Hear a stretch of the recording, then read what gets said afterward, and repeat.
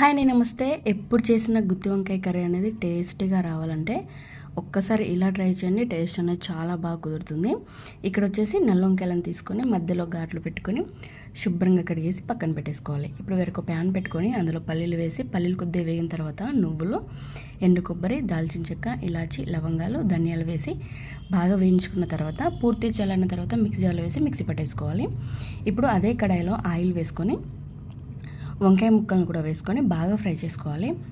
ఇలా ఫ్రై అయిన తర్వాత వేరొక ప్లేట్లోకి ట్రాన్స్ఫర్ చేసేసుకొని ఇప్పుడు అదే ఆయిల్లో ఇలాచి, బిర్యానీ ఆకు, షాజీరా, దాల్చిన చెక్క, లవంగాలు ఉంటే లవంగాలు కూడా వేసుకోవచ్చు. అలాగే పచ్చిమిర్చి కూడా వేసుకొని వేగిన తర్వాత మనం ముందుగా మిక్సీ పట్టుకున్న పేస్ట్ని కూడా ఇందులోకి వేసేసుకొని ఒకసారి బాగా కలిపేసుకోవాలి.